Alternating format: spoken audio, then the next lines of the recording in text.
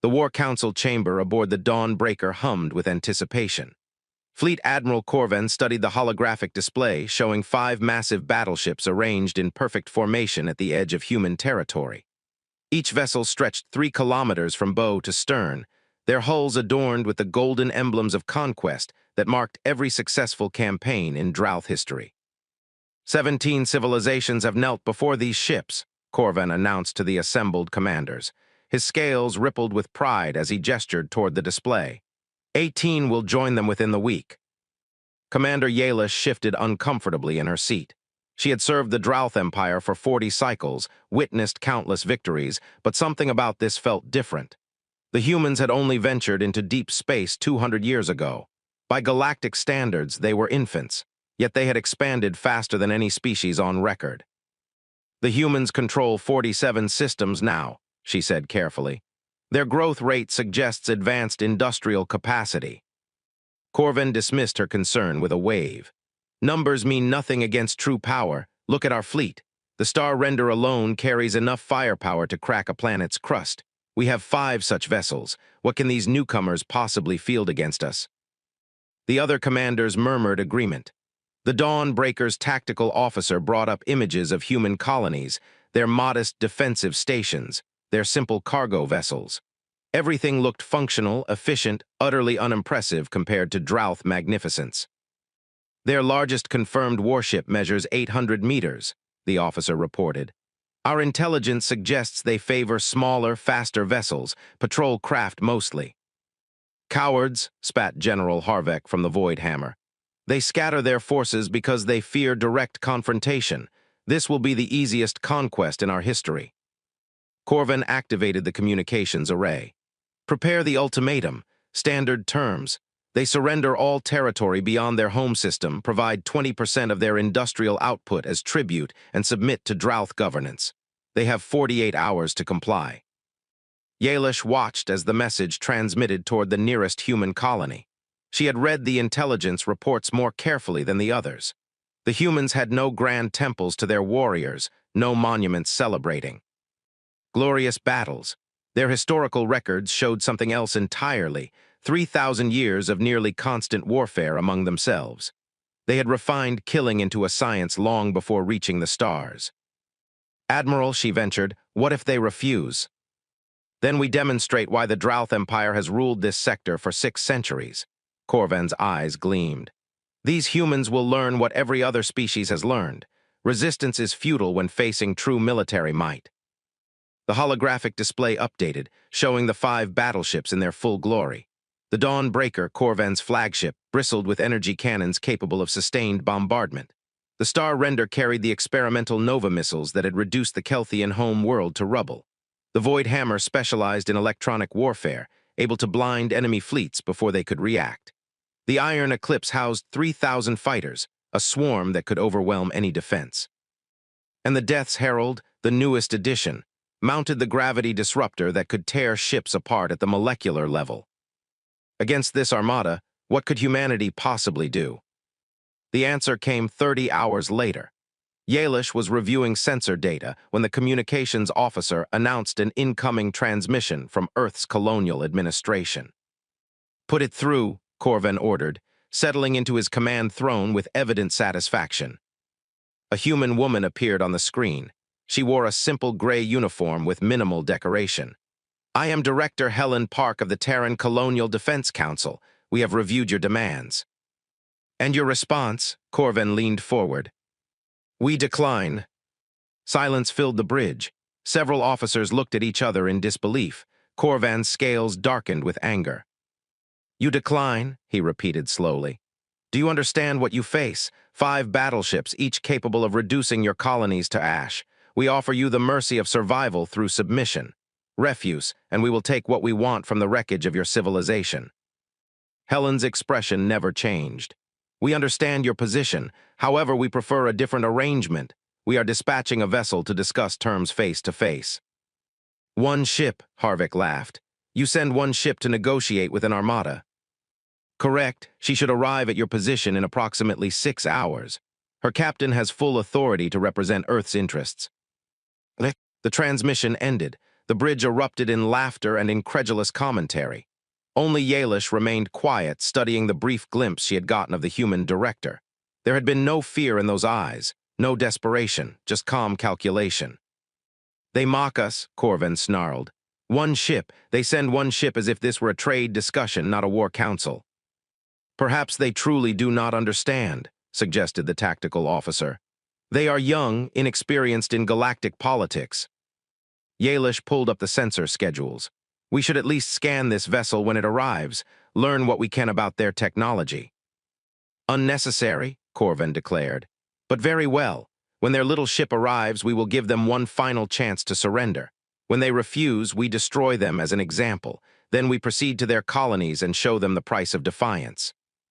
The fleet maintained its position, weapons armed, crews ready. 6 hours passed with agonizing slowness. Officers made wagers on whether the human ship would even arrive or if Earth would come to its senses and transmit a surrender. Then the sensors registered an anomaly. A ship dropping out of faster-than-light travel at the system's edge, exactly where Helen Park had predicted. The tactical officer's display flashed with data. "Contact confirmed, single vessel approaching at standard diplomatic speed." On screen, Corvin commanded. The view screen shifted, showing the vast darkness of space and 5 pinpricks of light representing the Drouth battleships. And there, small enough to miss on first glance, a sleek vessel began its approach. The quiet storm had arrived. Admiral Rebecca Stone stood before the projection showing 5 Drouth battleships, each one a monument to intimidation. Around the conference table, Earth's Defense Council sat in contemplative silence. The ultimatum had been clear: submit or face annihilation. "Their tactics haven't evolved in 200 years, Rebecca said, manipulating the hologram to highlight weapon placements on each vessel. "Same formation they used against the Kelthians, same threat protocol they delivered to the Virin. They're following a script." General Park examined the data streaming across his tablet. "Our intelligence confirms they've conquered 17 species using variations of this exact approach. Show overwhelming force, demand immediate submission, destroy anyone who resists. They expect us to panic," added Director Chen from Colonial Affairs. "Every species they've encountered either surrendered immediately or fought back with emotion-driven tactics. Pride, rage, desperation." Rebecca nodded, "Which is why we're going to do neither." She pulled up additional files, surveillance data collected over the past 3 years through careful observation. The Drouth Empire broadcast its victories across public channels, celebrating each conquest. They had unknowingly provided Earth with a comprehensive library of their capabilities, their limitations, their patterns. "Look at this," Rebecca highlighted a battle sequence. "The Virin resistance sent everything they had, hundreds of ships all attacking simultaneously. The Drouth formation absorbed the assault, then systematically eliminated each vessel. Total Virin casualties, 12,000 ships." "Drouth losses?" someone asked. 47 fighters, no capital ships damaged." Rebecca let that sink in. "But watch what happens when a smaller Virin force attempted hit-and-run tactics here." She played another sequence. "The battleships can't track fast-moving targets effectively. Their sensors are designed to handle large formations, not individual agile craft. 3 Virin destroyers disabled the Star Render's portside weapons before retreating." General Park leaned forward. "You're suggesting we send multiple fast-attack vessels?" "No," Rebecca closed the files. "I'm suggesting we send one ship to demonstrate what they're actually facing." The room erupted in protests. Director Wei spoke over the others. "One ship against 5 battleships is suicide. Even if we could damage one, they'd obliterate us." "They would," Rebecca agreed, "if we sent a conventional warship, if we played by their rules." She pulled up a new schematic. "This is the Quiet Storm, frigate class, commissioned 6 months ago, 412 meters, crew of 87. "That's a patrol vessel," someone objected. "Officially, yes." Rebecca expanded the schematic, revealing internal systems that made several council members sit straighter. "Unofficially, she's the first vessel equipped with the Helios drive system, full adaptive shielding and Neuralink targeting arrays." General Park studied the specifications with growing interest. "The Helios drive, the one from the Skunk Works project we weren't supposed to know about." "The same." Rebecca allowed herself a small smile. Traditional faster-than-light drives need time to charge between jumps. The Helios system can execute micro-jumps every 3 seconds. It makes the ship effectively untouchable in combat situations. Director Chen was reading through the shield specifications. This adaptive shielding, it redistributes energy based on incoming fire. Better, it predicts incoming fire using the Neuralink targeting array and shifts protection before weapons even discharge. The same system that aims our weapons is analyzing enemy weapon positions, calculating firing solutions, and adjusting defenses in real time. One ship with experimental technology against a proven armada, Director Wei said slowly. If it fails, we've revealed our capabilities and lost any element of surprise. If it succeeds, General Park countered, we've sent a message to every species watching. The Drouth aren't invincible. Earth won't be intimidated. Rebecca pulled up personnel files. Captain David Cross commands the Quiet Storm, Mars Rebellion veteran decorated for tactical innovation under fire. His crew has been training with the new systems for 6 months. They're ready. The vote took 15 minutes. When it concluded, Rebecca opened a secure channel. 3 light seconds away, David Cross received his orders aboard the Quiet Storm. Diplomatic mission, David read aloud to his first officer, Lieutenant Sarah Grant. Proceed to Drouth fleet position, negotiate terms, demonstrate Earth's defensive capabilities if negotiations fail. Sarah raised an eyebrow. Demonstrate capabilities, that's polite phrasing for show them what we can do without technically starting a war. Politics, David brought up the tactical data on the 5 battleships. How's the crew? Excited. Engineering reports the Helios drive is running at peak efficiency. Weapons wants to know if they can finally test the rail guns against something bigger than asteroids. SHIELD's team has been running simulations non-stop. David studied the battleship formations. He had spent the last week reviewing every recorded Drouth engagement, looking for patterns, weaknesses, predictable behaviors. The Empire's military doctrine prioritized intimidation and overwhelming force. They won through fear as much as firepower, which meant they had forgotten how to fight an enemy that wouldn't be intimidated. Plot a course, he ordered. Standard approach, nothing aggressive. We're diplomats until they decide otherwise. The Quiet Storm's crew moved through pre-flight with practiced efficiency. No nervous energy, no bravado. They had trained for this scenario dozens of times.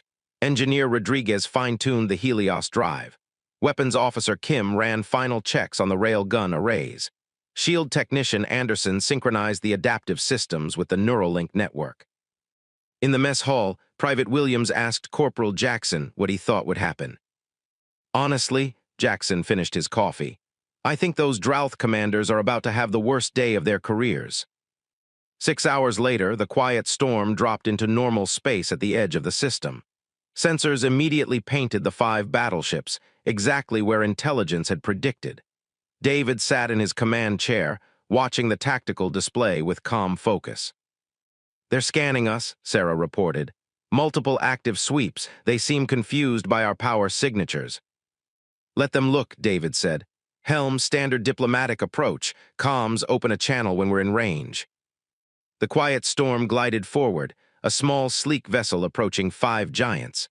On the Dawn Breaker, Corvin and his commanders watched with contempt and growing certainty. The humans had sent a lamb to negotiate with lions. They had no idea what was coming.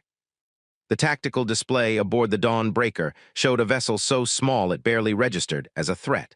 400 meters of sleek metal, approaching 5 kilometers of Drouth battle superiority.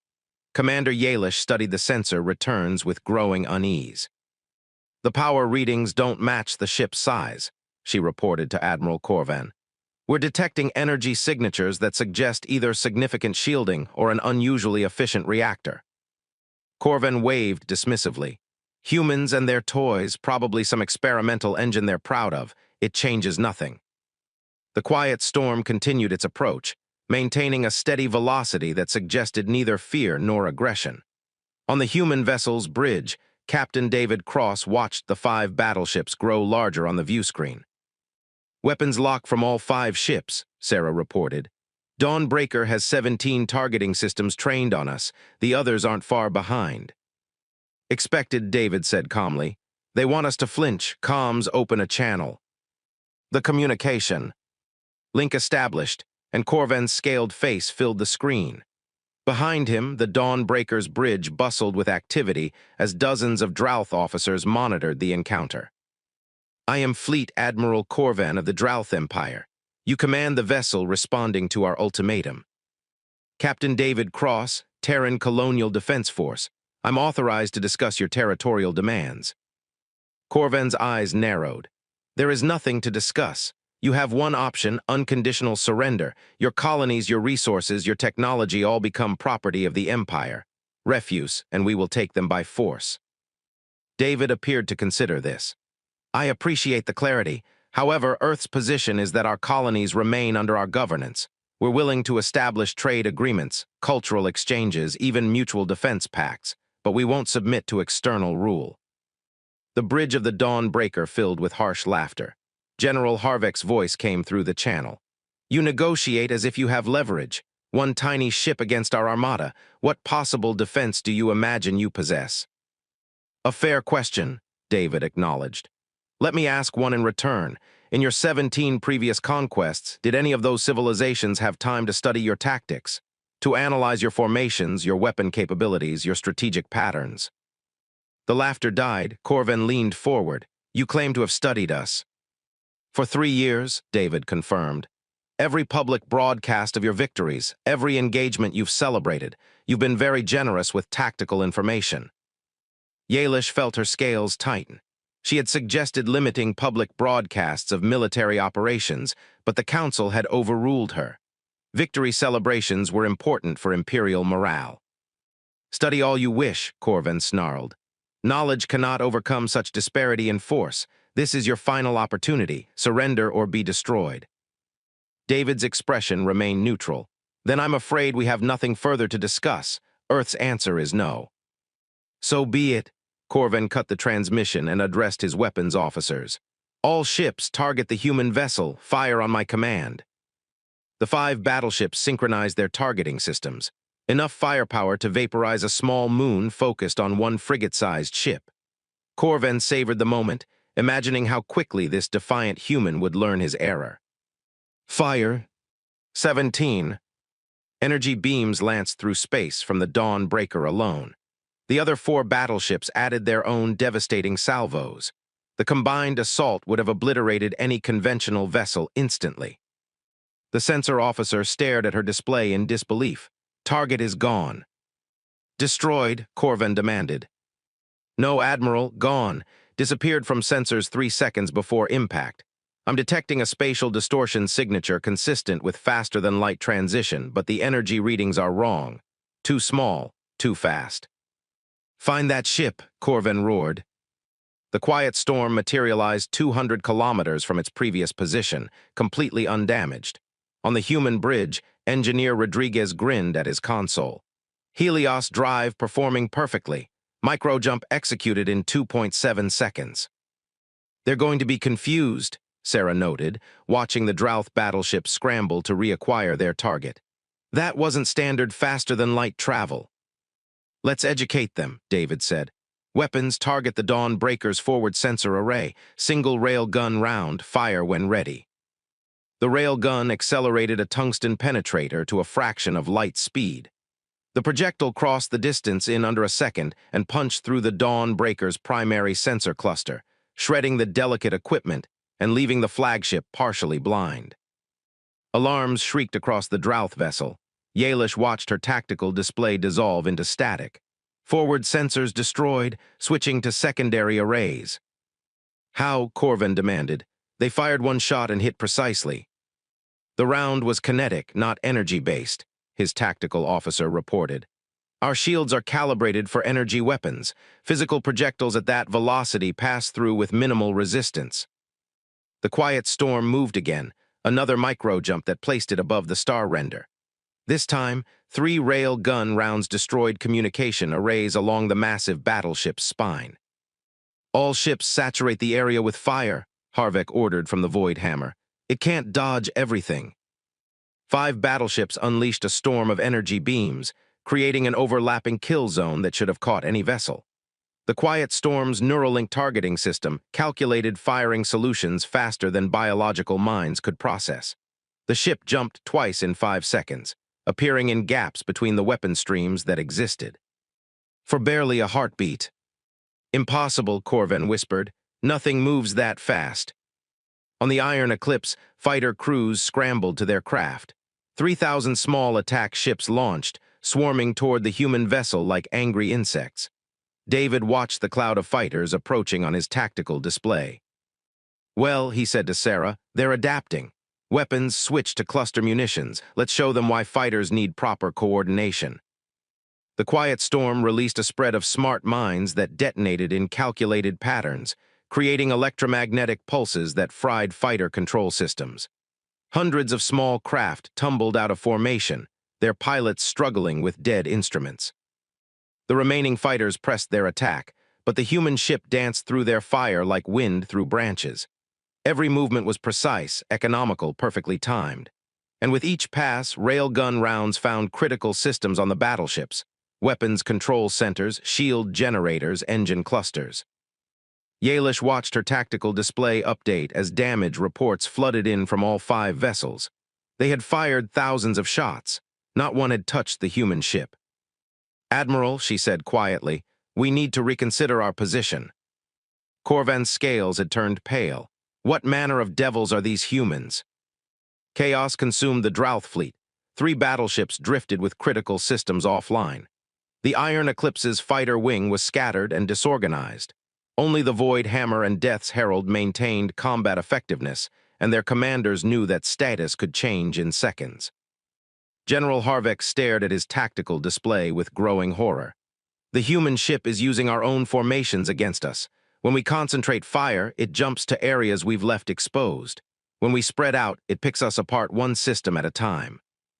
Retreat, Corvan commanded, his voice hollow. All ships execute emergency faster-than-light transition. Commander Yalish checked her systems. Admiral, we've lost our primary navigation array. Secondary systems are barely functional. An unplanned jump could scatter the fleet across a dozen systems. Better scattered than destroyed, Corvan shot back. Initiate jump sequence. The Void Hammer and Death's Herald began charging their faster-than-light drives. Energy built in their massive engines, space around them beginning to distort. On the Quiet Storm, Lieutenant Sarah Grant detected the power surge. 2 ships preparing to jump, she reported. David Cross considered his options. His orders were to demonstrate Earth's capabilities, not to provoke total war. But allowing the Drouth to escape with only partial damage would leave them dangerous. They needed to understand completely what they faced. Helm intercept course for the Death's Herald. Weapons target their faster-than-light drive assembly. Precision strike disable only. The Quiet Storm blinked across space, materializing directly behind the Death's Herald. Railgun rounds struck the exposed drive section with surgical accuracy. The massive engines flared, stuttered, and went dark. The ship hung motionless, its escape route severed. Death's Herald reporting drive failure, Yalish announced. They're dead in space. The Void Hammer completed its jump sequence and vanished, leaving its sister ships behind. Corvan slammed his fist against his command throne. 4 battleships, the pride of the Drouth Empire, disabled by a single human vessel in less than 20 minutes. Open a channel to the human ship, he said quietly. David's face appeared on the view screen. He looked neither triumphant nor angry, just professional. Admiral Corvan. What are your terms? The words tasted like poison, but Corvan forced them out. The same terms we offered originally, David replied. Your fleet withdraws from human territory. We establish communication protocols for future contact. No tribute, no surrender, no submission. You could destroy us, Corvan said. Why offer mercy? Because destruction isn't our goal. We want to be left alone to develop peacefully. Your empire chose to threaten that peace. We've demonstrated that threatening us is unprofitable. That's the extent of our interest in this situation. Yalish studied the human captain's face. There was no cruelty there, no desire for vengeance, just calm calculation and a willingness to enforce boundaries. It reminded her of how predators in nature didn't kill for sport, only for food or protection. You planned this entire engagement, she said, drawing David's attention. From the moment you received our ultimatum. We planned for multiple scenarios, David confirmed. This was actually one of the less complicated ones. Your tactical doctrine is very consistent. Consistent, Corvan repeated bitterly. You mean predictable. Predictability is useful in diplomacy, David said. Less so in warfare. Your empire has confused intimidation with strategy. Against opponents who panic or lack technical sophistication, that works. Against opponents who study, prepare, and refuse to be frightened, it's a liability. General Harveck's voice came through from the Void Hammer, which had apparently not jumped far. This isn't over, human. You've defeated one fleet. The Empire has hundreds of ships. We will return in force. You're welcome to try, David said evenly. But before you do, consider what you've learned today. The Quiet Storm is a patrol frigate, a standard vessel we deploy for routine system security. You're currently disabled by what we consider a light combatant. The implications settled over the Drouth commanders like a heavy blanket. If this was a standard vessel, what were Earth's actual warships capable of? You're bluffing, Harveck insisted, but his voice lacked conviction. Perhaps, David allowed. There's one way to find out. Send your hundreds of ships. We'll demonstrate whether I'm bluffing or not, but consider the cost. You came here expecting easy conquest. Instead, you've lost 4 battleships to a single frigate without inflicting any damage in return. How many ships are you willing to sacrifice to test our defenses? Silence stretched across the communication channel. Corvan looked at Yalish, who shook her head slightly. They had no good options. Pride demanded they seek revenge. Survival suggested retreat and reassessment. I need time, Corvan finally said, to consult with the Imperial Council, to repair our ships and recover our forces. Understood, David replied. You have 48 hours to withdraw your vessels from this system. After that, we'll consider any Drouth military presence in human territory an act of war. Your damaged ships will be given safe passage to the border. And if we refuse? David's expression didn't change. Then we'll disable your ships permanently and you'll drift here until your empire comes to collect you. Your choice. Corvan terminated the connection. Around him, damage reports continued to flow in. The Dawnbreaker alone would need 3 months of repairs. The Star Render's weapon systems were completely destroyed. The Iron Eclipse had lost 60% of its fighter complement. The Death's Herald couldn't even maneuver. Order the fleet to begin. Emergency repairs, he commanded. Prioritize mobility over weapons. We need to be able to leave this cursed system. Yalish coordinated the repair efforts while monitoring the human ship. It maintained a defensive position, neither threatening nor retreating, professional, disciplined, everything the Drouth fleet had failed to be. Commander, one of her officers called out, we're receiving a narrow-beam transmission from the human vessel. It's addressed to you personally. Yalish opened the private channel. Captain Cross appeared on her screen. Commander Yalish, our intelligence suggests you're the most strategically minded officer in this fleet. I wanted to offer you some advice. The galaxy is changing. Species are developing technologies faster, sharing information more freely. The old model of conquest through intimidation is becoming obsolete. Your empire can adapt or become irrelevant. Why tell me this? Yalish asked. Because someone in your command structure needs to understand what today meant. This wasn't a battle. It was an education. What you do with that education determines whether our next meeting is peaceful or not. The transmission ended. Yalish sat in silence, considering his words while her crew worked frantically to restore their crippled ship. 47 hours after the engagement, the 4 disabled Drouth battleships limped toward the border of human space. The Void Hammer, the only vessel to escape intact, escorted them at a distance. Behind them, the Quiet Storm maintained a respectful but watchful presence, ensuring their departure. Admiral Corvan sat in his darkened quarters aboard the Dawnbreaker, reviewing combat footage for the 100th time. Every angle showed the same story. A small human vessel moving with impossible precision, striking with surgical accuracy, vanishing before retaliation could land. His most advanced tactical computers couldn't predict where the ship would appear next. Admiral, Yalish's voice came through the intercom. We're approaching the border. The human vessel is holding position. I believe they'll let us cross without incident. Good, Corvan said flatly. He had already composed his report to the Imperial Council. 4 battleships disabled, 1 fled, 0 enemy casualties.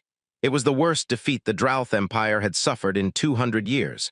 His career was over, possibly his life, depending on how the Council reacted.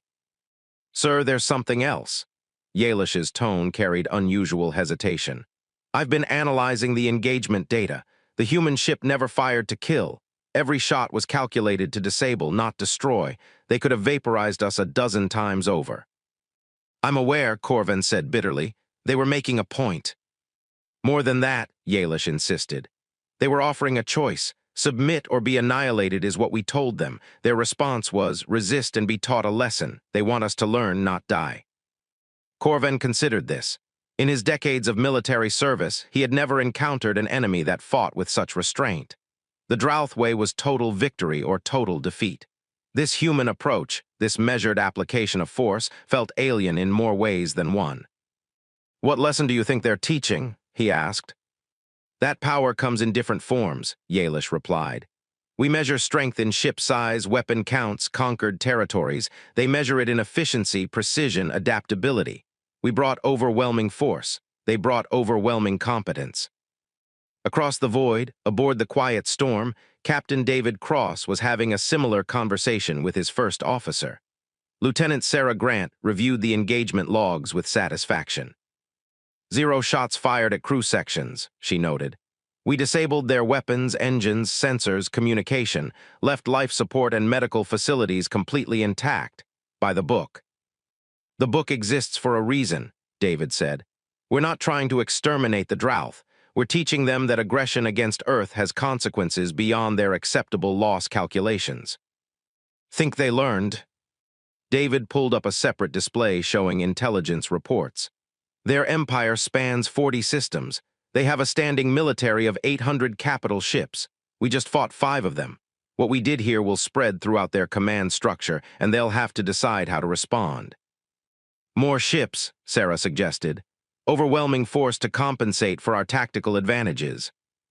"Maybe," David agreed.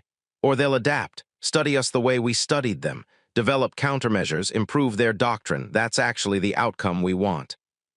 Sarah raised an eyebrow. "We want them to become better at fighting us." "We want them to become better at thinking," David corrected. "Right now, they're a hammer looking for nails, everything. Looks like something to hit. If they start analyzing, questioning, adapting, they become a more sophisticated opponent, which means they're more likely to choose negotiation over violence." "That's optimistic." "That's human history," David countered. "We spent 3,000 years fighting each other. Every war taught us something. Every defeat forced innovation. Eventually, we learned that cooperation produces better results than conquest. The Drouth can learn the same thing, but only if someone survives to teach the lesson." The communication panel chimed. Admiral Rebecca Stone's face appeared on the screen, transmitting from Earth. "Captain Cross, excellent work. You're authorized to return to base once the Drouth fleet crosses the border." "Understood, Admiral. What's the official response if they return with reinforcements?" Rebecca's expression hardened slightly.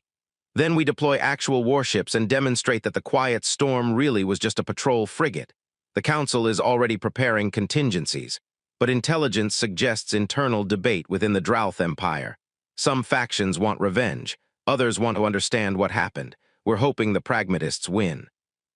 "And if they don't?" "Then we fight a real war and we win it decisively enough that the entire galaxy understands Earth's position.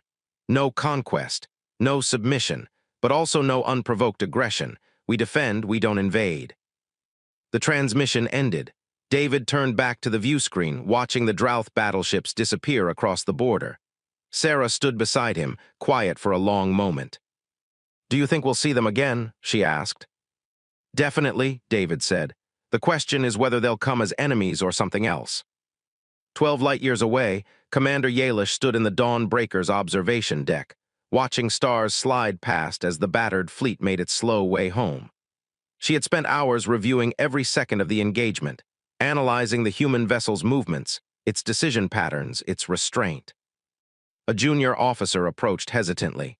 "Commander, the crew is talking. Rumors about the human ship, about their capabilities. Some say we should have fought to the death rather than accept defeat." Those who say that weren't on the bridge watching helplessly as a single ship dismantled our fleet, Yalish replied. Death is easy. Learning is hard. The humans gave us the harder path. What will the council decide? I don't know, Yalish admitted. But I know what I'll recommend. We need to study these humans, understand their history, their culture, their strategic thinking. They didn't become this capable by accident. They evolved through conflict, through adaptation, through learning from mistakes. If the Empire continues using the same tactics we've relied on for centuries, we'll face the same result: defeat. The officer looked shocked. Commander, that sounds like you're advocating we adopt human methods. I'm advocating we adopt intelligence over arrogance, Yalish corrected. The Empire has grown comfortable. We've forgotten that comfortable civilizations become complacent civilizations. The humans just reminded us that the galaxy doesn't owe us dominance. We have to earn it, and right now, we haven't earned anything except a very expensive lesson. As the Drouth fleet limped home and the quiet storm turned back toward human space, neither side knew that dozens of other species had monitored the engagement. News was already spreading through the galactic community. The Drouth, unconquerable for 2 centuries, had been humbled by a species barely old enough to be noticed. Earth had announced its presence in the galaxy, not with threats or boasts, but with a simple demonstration. We can defend ourselves, we will defend ourselves, and we're far more capable than you assumed. The question now was whether the galaxy would learn from that demonstration, or whether humanity would need to teach the lesson again. 3 weeks after the engagement, the Galactic Council chambers filled with representatives from 47 species. The circular hall, built to accommodate wildly different biologies, hummed with translated conversations as delegates debated the matter that had consumed diplomatic channels across known space. Ambassador Talvin of the Muresh Collective called the session to order. His species had maintained the council for 3 centuries, serving as neutral arbiters in disputes between starfaring civilizations. Today's agenda carried unusual weight. We gather to discuss the incident at the human colonial border, Talvin announced, his 4 vocal chambers creating harmonious tones that translation devices rendered into various languages. The Drouth Empire has filed a formal complaint alleging human aggression and deployment of prohibited weapons technology. Fleet Admiral Corvan rose from his designated space. 3 weeks had not softened the shame of defeat. He had been summoned to the capital, debriefed, interrogated, and ultimately assigned to present the Empire's case to the Council. The humans attacked without provocation, Corvan declared. Our fleet was conducting routine territorial assessment when a human warship engaged us with weapons technology that violates multiple treaties regarding warfare ethics. They deployed faster-than-light capable weapons, violated acceptable targeting protocols, and refused diplomatic resolution. Murmurs rippled through the chamber. Several species had territorial disputes with the Drouth. Others feared Earth's apparent technological leap. The balance of galactic power suddenly felt unstable. The Council recognizes Earth's representative, Talvin said. Director Helen Park stood. She wore the same simple gray uniform she had worn when delivering Earth's refusal to Corvan's ultimatum. No decorations, no ceremonial additions, just practical clothing for practical purposes. Thank you, Ambassador Talvin. Earth appreciates this opportunity to address the Council. Helen activated a holographic display showing the 5 Drouth battleships positioned at the human border. 3 weeks ago, the Drouth Empire dispatched a military fleet to human territory and delivered an ultimatum: surrender all colonies and submit to external governance or face destruction. They provided 48 hours for compliance. She advanced the display. Earth's response was to send 1 patrol vessel to negotiate. The Drouth fleet, as Admiral Corvan has confirmed, responded by opening fire on that vessel. Our ship defended itself using non-lethal tactics designed to disable rather than destroy. The engagement ended with 0 casualties on either side and the Drouth fleet withdrawing from human space. You call that non-lethal? Corvan interrupted. 4 battleships crippled, billions in damage. Crippled, not destroyed, Helen countered calmly. Every member of your 5 crews returned home safely. Our targeting systems are precise enough to distinguish between weapon systems and life support. We chose to make that distinction. You chose to open fire on a diplomatic vessel. Talvin raised a manipulator for silence. The Council recognizes the discrepancy in accounts. Admiral Corvin claims routine territorial assessment. Director Park claims military intimidation, which interpretation is accurate. Perhaps I can provide context, a new voice spoke. Commander Yalish stood, drawing surprised looks from the Drouth delegation. She had not been authorized to speak. Commander Yalish, Corvin said warningly. Admiral, the Council deserves truth. Yalish faced the assembly. The fleet was not conducting routine assessment. We were deployed specifically to force human submission. This is standard Drouth protocol. We have used the same approach 17 times in the past 2 centuries. The Council's own records will confirm this pattern. Shocked silence filled the chamber. A Drouth officer contradicting her superior in open forum was unprecedented. Corvan's scales darkened with rage, but he remained silent. Yalish's statement was already recorded. The humans did exactly what Director Park described, Yalish continued. They sent one ship to negotiate. We fired first. Their vessel defended itself with remarkable restraint. I was monitoring the engagement personally. At no point did they target our crew sections, medical facilities, or life support systems. They could have destroyed us. They chose not to. Helen nodded acknowledgement to Yalish, then addressed the Council again. Earth's position is simple. We will defend our territory and our people. We will not submit to external rule. We will not initiate aggression. But we will respond to aggression with appropriate force. The engagement with the Drouth fleet demonstrated our capability and our restraint. Your technology, interjected Representative Kalish of the Virin Confederacy. His species had been conquered by the Drouth 15 years earlier. The faster-than-light weapons, the targeting systems, these represent significant advancement beyond known capabilities. Humanity has been developing in relative isolation, Helen explained. We've focused our resources on defensive technology rather than expansion. Our history taught us the value of preparation. Your history, Talvin said carefully. The Council's information suggests humans engaged in significant internal conflict before achieving unified planetary governance. 3,000 years of it, Helen confirmed without shame. We fought wars across every continent using every weapon our ingenuity could devise. We learned, slowly and painfully, that cooperation produces better outcomes than conquest. Those lessons informed our approach to space exploration and defense. Another delegate spoke up. If one human patrol vessel can disable 5 Drouth battleships, what prevents Earth from using that capability for conquest? Our values prevent it, Helen said simply. We have no interest in ruling other species. We have extensive experience with the consequences of imperial ambition from our own history. It fails eventually, always at terrible cost. We prefer trade, cultural exchange, and mutual defense agreements. Pretty words, Corvin muttered. Easy to claim peaceful intent when you possess overwhelming military superiority. Admiral, we don't possess overwhelming superiority, Helen corrected. We possess adequate defense. The Drouth Empire has 800 capital ships. Earth has perhaps 50 vessels of comparable capability, but our 50 ships are designed and crewed to defend our territory, not to conquer yours. That focus makes us very effective at our specific mission. Talvin considered the arguments presented. The Council will deliberate on this matter. However, preliminary assessment suggests both parties share responsibility. The Drouth Empire initiated contact with military intimidation. Earth responded with defensive action. No lives were lost.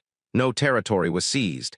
This appears to be a containable incident if both sides exercise wisdom. Earth proposes formal diplomatic relations, Helen offered. We're willing to establish embassies, trade agreements, and communication protocols with any species interested in peaceful cooperation. We're also willing to share certain technologies related to food production, medical treatment, and environmental management.